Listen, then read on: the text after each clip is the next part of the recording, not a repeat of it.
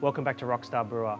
In this video, I'm going to show you why the water report that's published by your local water authority on their website is a complete load of rubbish. Let's get brewing.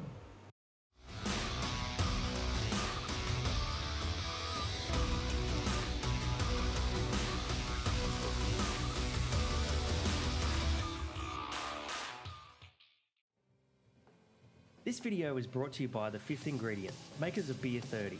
Beer 30 is the all-in-one data management system for successful craft breweries to use their data for real-time process improvement.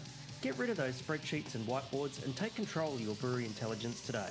Organise your free demo, click the link in the description below.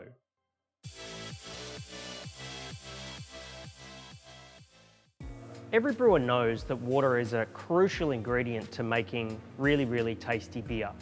Knowing that your water is unique as it comes into your brewery is key to getting those awesome flavour outcomes that you're trying to get with your beer. So it's really important that a brewer understands the quality of the water coming into the brewery, because that sets a baseline water profile for you to modify depending upon what style of beer you're brewing. But most brewers, they head to their local water authority's website to download a water quality report, and they try to use that in order to base their beer recipes off. When a water authority publishes a water quality report on their website, they're really just basically telling you if the water is safe to drink. When a local water authority publishes their water report, what they actually do is they have certain sample points in their network around the city where you happen to be located.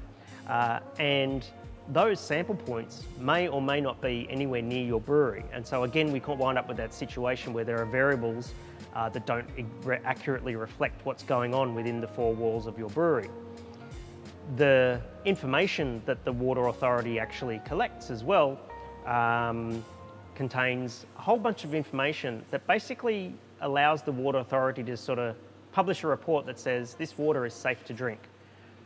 And while the water might be safe to drink, is it the right water for you to brew with? And do we need to make any adjustments to that water?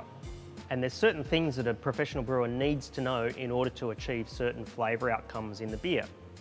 The main criteria that we're looking for in a water report is we're looking for calcium, magnesium, sodium, chloride and sulphate and bicarbonate, and a few other things that are created by mathematics or mathematical formulas around that, such as alkalinity and residual alkalinity. There's many variables that can happen to water from the dam or reservoir where it happens to be stored before it actually gets into the four walls of the brewery. And then once it's in the four walls of the brewery, there's many changes that can happen to the water again before it winds up in your mash tun. So for example, it might be things like the pipes in your street, it might be things like the water treatment. So having an intimate knowledge of the water that's coming into the four walls of your brewery means that you can manipulate your water to exactly whatever style of beer you happen to be brewing. So if you don't know what your water actually looks like when it winds up into your mash tun, then you don't really have the full information to be able to manipulate it in the way that you need to for whatever style of beer you happen to be brewing. So every brewery's water is different. In fact, if you had two breweries that were next door to each other, they might actually have different water chemistry makeup themselves and might have to adjust their water in different ways. I'll give you an example. I've got a client who's based here in Brisbane, and for some reason we were brewing his lager, and for some reason there was a metallic taste in his beer, and it would be very intermittent. Some batches would have this metallic taint and some batches they wouldn't have it at all. It was very confusing. We actually got his water, we took a water sample, we sent it off to the lab for analysis. We got the sample back, we were looking for things like iron and manganese in the water, and we didn't find any. And it was very confusing.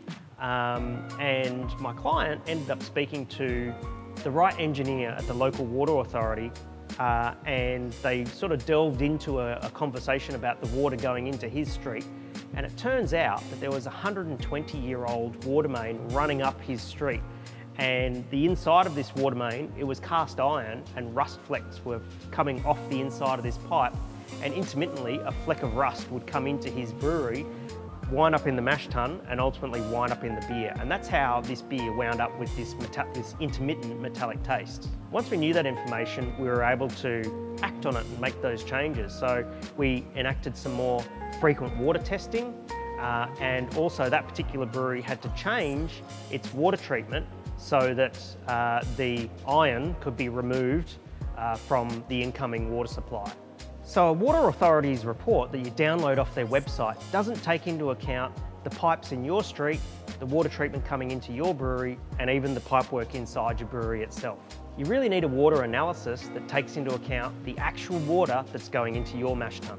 The best way for a brewery to get to know its water chemistry is not to rely on the local water authority's report from their website, but to have your water tested by an independent laboratory and also take samples from after your own water treatment. And that actually reflects what's going into the mash tun. So having an intimate knowledge of the water that's coming into the four walls of your brewery means that you can manipulate your water to exactly whatever style of beer you happen to be brewing. If you want to know how I help professional brewers make world-class beer in their breweries, head on over to my website.